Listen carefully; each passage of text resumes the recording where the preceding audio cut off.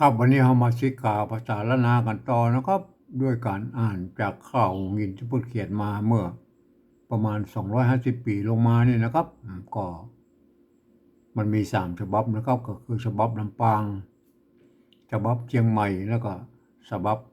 2468อย่างฉบับนึงนะครับมาตอนก่อนก็อ่าน2468มาจนถึงบท14มันก็เลยหุ้ยไปนะครับ มันบ่มีแล้ว ก็เลยเอาของลำปางมาอ่านต่อนะครับก็เกือบจะจบแล้วนะครับมาถึงบท18แล้วนะครับมันบท19ก็จบแล้วนะครับบท18นี่มันเป็นการเรื่องม่วนละ เรื่องม่วนกับตากับยายแล้วครับเราลงไปก่อนนะครับครับวันนี้เรามาต่อนะครับเอาหมดเลยนะครับปะวะลาตีคาบ่น้อยจักต่อถ้อยที่บท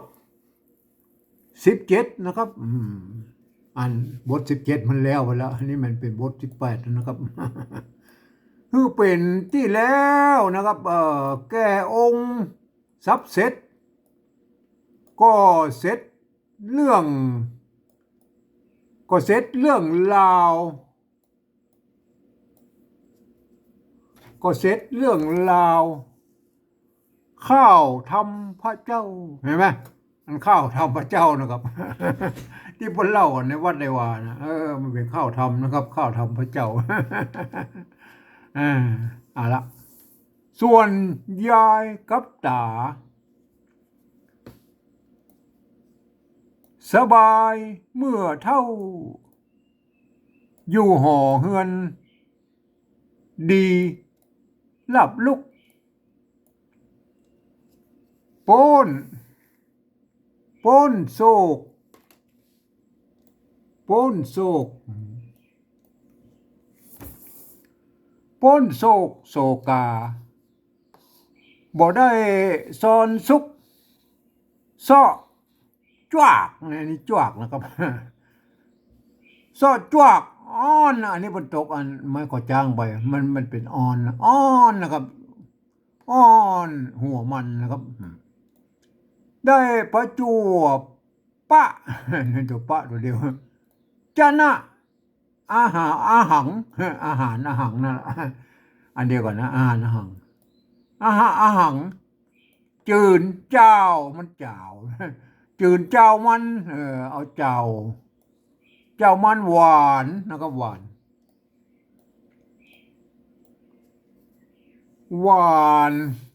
นข้าวพร้อมเสียง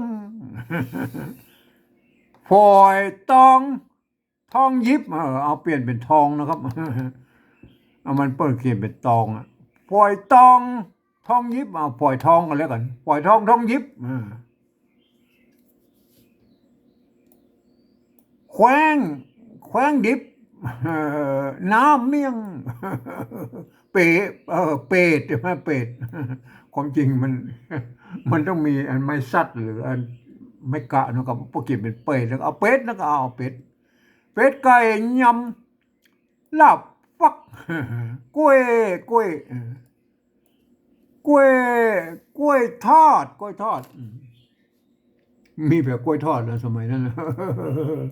400 ปีมันมีกล้วยทอดนะครับกล้วยทอดกล้วยจืน กล้วยจืนนี่มันอย่างไร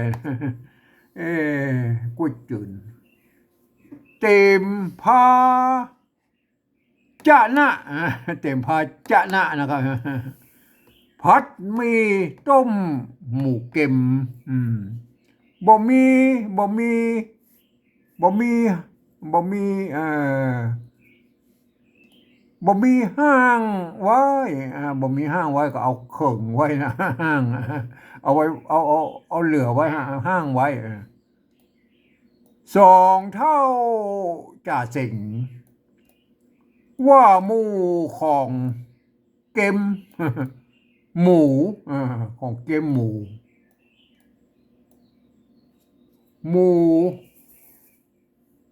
ผัดจิ้นส้มหมูผัดจิ้นส้มนะครับบอกเคยได้กลิ่นใจเหมือนมันต้มนะครับใจเหมือนมันต้มเมื่ออยู่ยังดง เมื่ออยู่ยังดงป่าไม้เออก้อยหยิบก้อยหยิบก้อยกินอย่าได้อย่าได้ก้อยกิบก้อยกินอย่าได้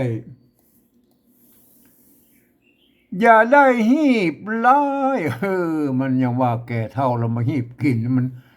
มันจะซักสะเบิกเอามันแก่นนะครับมันจะตายมาจ้องมาใจนะครับหีบไล่กลัวกายเกิดได้เนี่ยมันเกิดกายก็เกิดอัน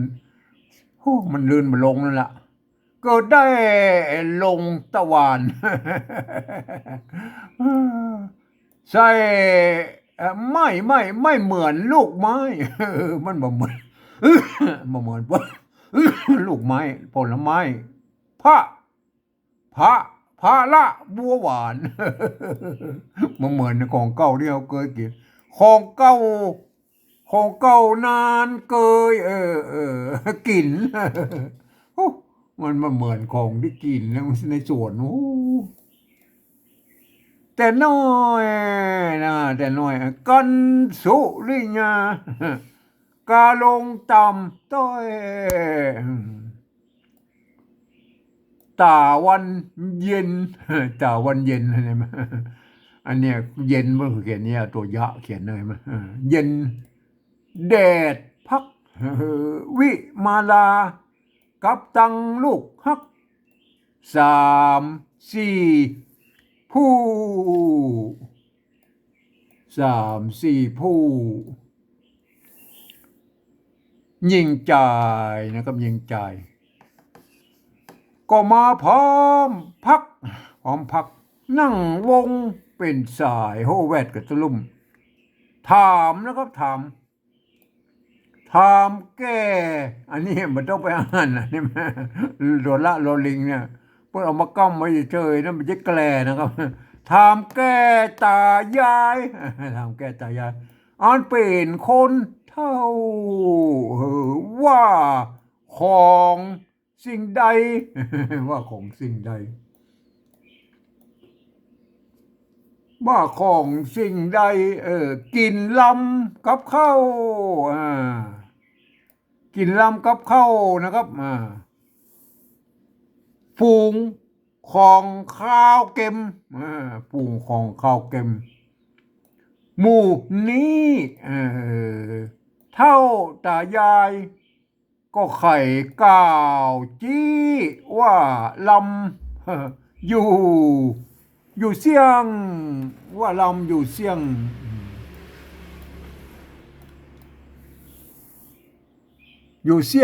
อันนะครับอันดีเหลือป่นแต่สั่งก็หวานเหมือนเครือเขาคำเพราะฉะนั้นเหมือนเครือเขาคำกินสั่งจบใส่วิมาลาวิมา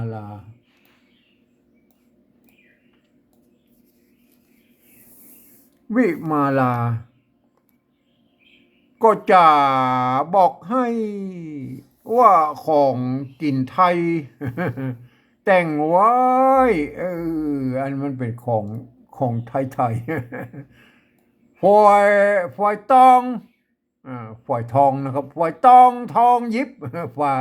ฝอยทองยิบนั่นแหละเอาฝอยทองดีกว่าทองยิบนั่นแม่ออกไทยแม่ออกไทยแม่จับจอบแม่จับจอบเอาหน้าต่อไปนะครับ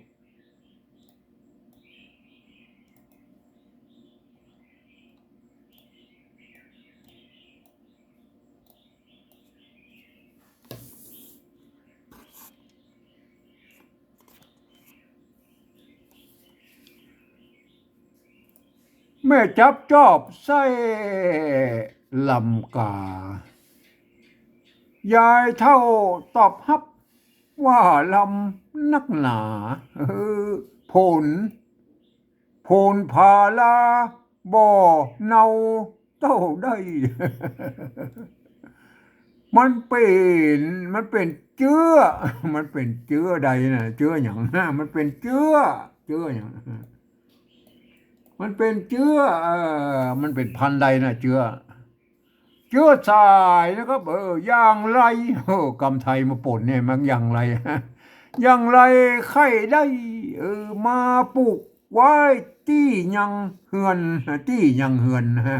อันนี้มันยุคโรงพยาบาลนะครับสามนางยัวเย้มสไปเอาละแม่เท่าหวังเหมือนเมื่อเท่าหวังเหมือนเอาละสามนางบนโอของเราสามนางยักษ์สามนางเทวียักษ์ใจดอกปลุกเฮือนปลุกเฮือนเหมือนเหมือนถิมทั่วเจ้าเปิ้นหากพระเปิ้นหากพระหนมเปิ้นหากพระหนมแล้วด้วยเม็ดข้าวเปิ้นพระหนมเม็ดข้าวนั่นแหละย่าตายายพระหนมก็คือปั้นๆนะมันไม่ใช่ผลละปากลูกไม้ไปปลูกอย่างมันเป็นขนมซ้ำถามที่ซ่อนแถมของตั้งหลายของข่าวพ่องลายข่าวพ่องลายเม็ดใหญ่เม็ดน้อยสามนางงามก็ไข่สามนางงามก็ไข่บอกป้อยพร้อมพัดไข่อันมันบรรยายให้พร้อมมันสามนางยักษ์นะมาบรรยายให้ตายายฟังตายายหูแล้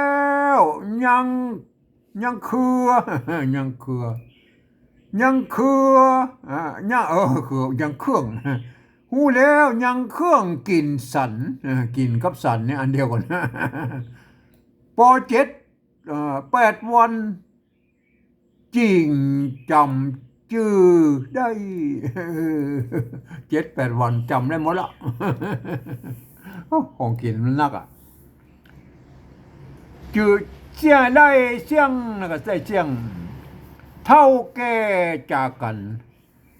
กึดฮอดมองเมียงนะครับอยู่ส่วน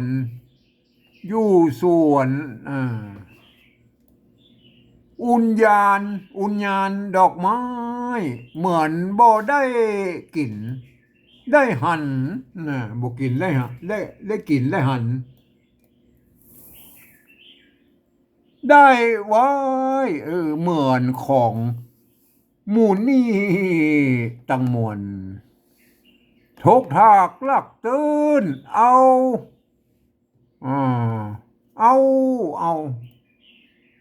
หญ้ากลางสวนใจค่ำควรฮ้อนหนแดดอยู่ในสวนมันนึกเป็นยังไงแดดไหมนะก็แดดไหมนี่ย้อนบุญกุลกำมานที่ไว้เป็นเพราะกำมานแท้ๆแล้วมาโพดไว้มาโพดไว้เมื่อแห่งโหยแห่งโหยนะครับกับองค์ฮดฟ้าเจ้าองค์ฮดฟ้าเจ้าฮูบเราสวยจริงติดตามตัวเอามาอยู่ห้องจอมนาลีบ่ฮือโศกต้องสาธุส่วนเอาละใกล้จบละสาธุส่วนยินดีสองเท่าแก่นั้นบ่ได้โศกีสนุกยินดี อยู่ในห่อห้องนะครับต่อเห็นไหมป้นจบเลยต่อเต้าห่อตีขาอ่าก่อนแลนายเฮยเห็นไหมมันมีจบหลายแบบนะครับ เข้าอีกนะครับพอเราไปกอยอันที่อันปริวัติไว้นะครับปริวัติไว้ครับก็จิ้มน้ำก่อนนะครับ อันนี้มันบทที่8ก็ใกล้จะจบแล้วนะเขาแถมบทเดียวตัวที่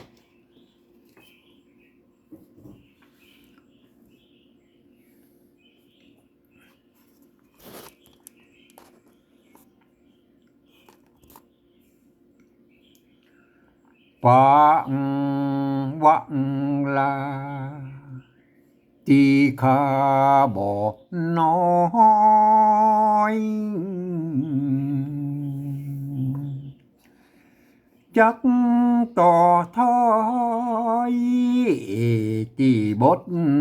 สิบเจ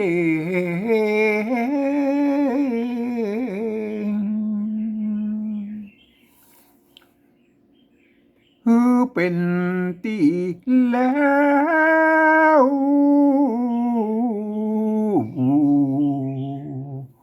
แก่องค์สับเสร็จก็เสร็จเรื่องแล้วข้าวทำพระเจ้า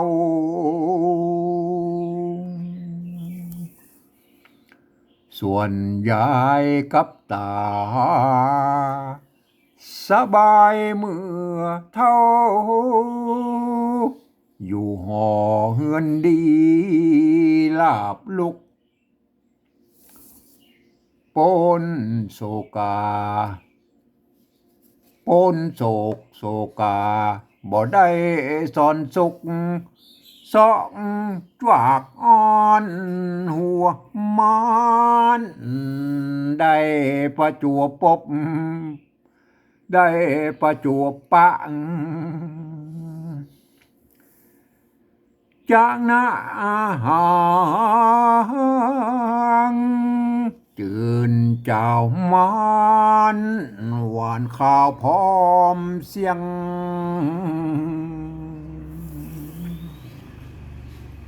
ฝอยทองยิบแขวงดิบน้ำเมียงเป็ดไก่ยำลาบฟักกล้วยทอดกล้วยจืนเต็มภาชนะผัดมีต้มหมูเก็บบ่มีห้างไว้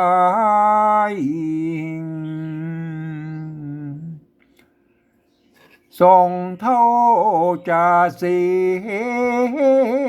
งว่าหมูของเกมหมูผัดกินส้ม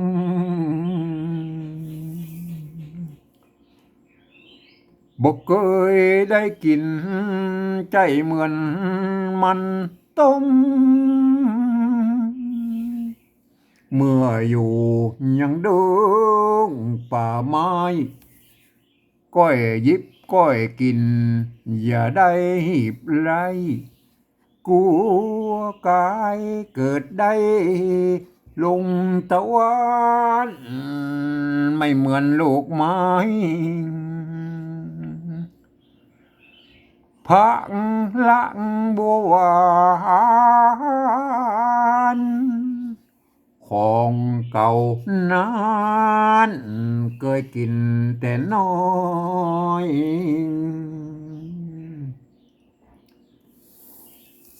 กันสุริยากาลงต่ำต้อยตาวันเย็นแดดพักวิมาลา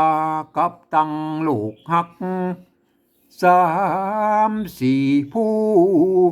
ยิ่งใจก็มาพร้อมพัก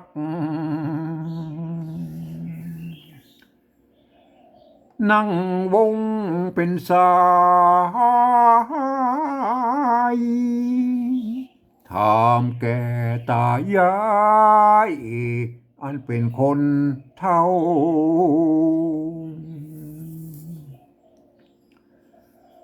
ว่าของสิ่งใดกินลำกับเขาผูงของข้าวเกมหมู่นี้เท่าตายายก็ไข่เก่าจี้ว่าลำอยู่เสียงอันดีเหลือเปิ้นแต่สังก็หวานเหมือนเครือเขาค้อมกินสั่งจอบใส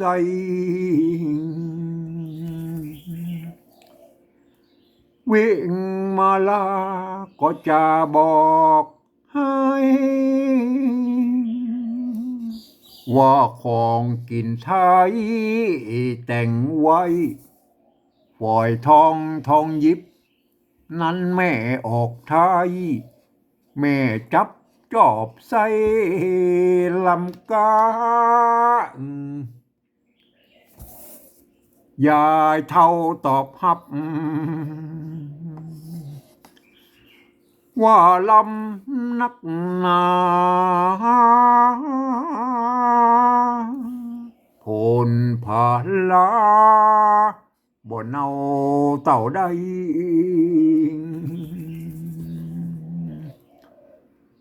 มันเป็น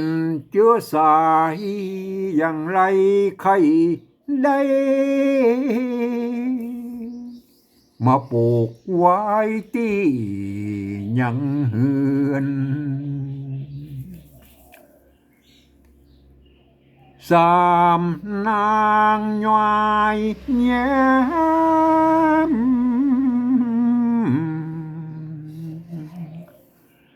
แม่เท่าวังมือนใจของปลูกเฮือนเหมือนทิมทั่วเต้า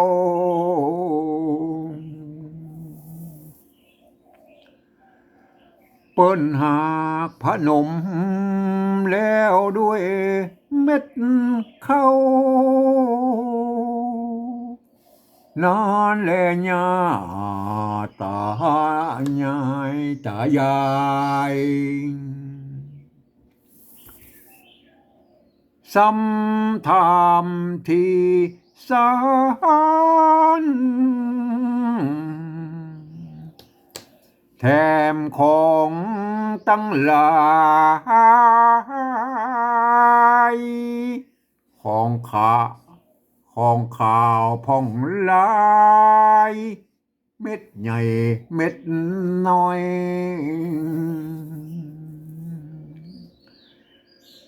สามนางงามใครบอกก็ใครบอกปอยพร้อมพัดไขว้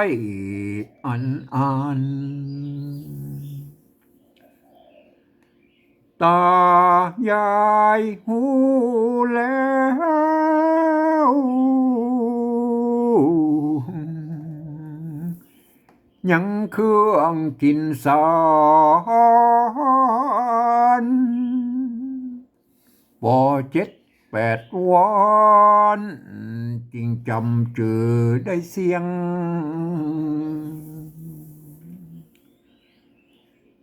เท่าแก่จากกันกึดฮอดมอง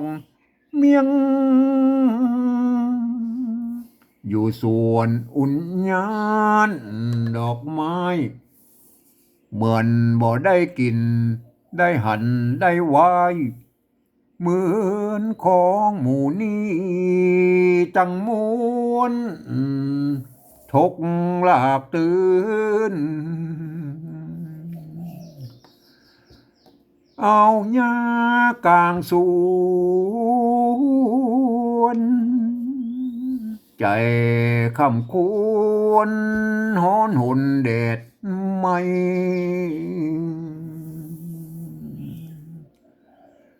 นี่ย้อนบุญคุณกำมันที่ไว้มาโพดไว้เมื่อแห่งโหยกับองค์หดฟ้า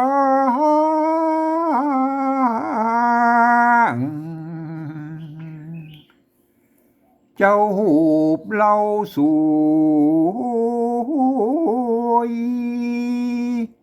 จริงติดตามตัวมาเอาอยู่ห้อง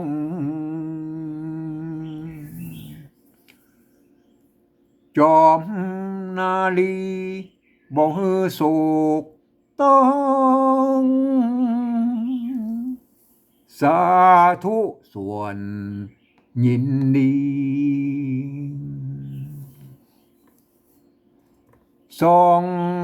เท่าแก่นอน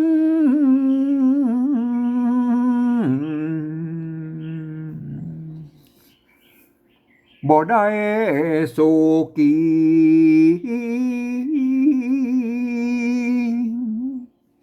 สนุกยินดีอยู่ในหอห้องต่อเต้าหอดตีคาก่อนแหล่นายเฮ้ยมันสนุกยินดีอยู่ในหอห้องต่อเต้าหอดตีคาก่อนแหล่นายเฮ้ยนะครับก็สรุปแล้วก็จบบทนะครับเห็นไหม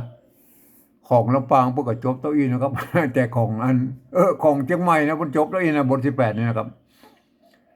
วันพวกมันจะเป็นของลำปางอยู่มันเป็นบทสรุปของอันบท19แต่บทหนึ่งนะครับของลำปางมันมีบท19นะครับวันพวกเอามาต่อวันนี้เอาแค่นี้ก่อนนะครับจบแค่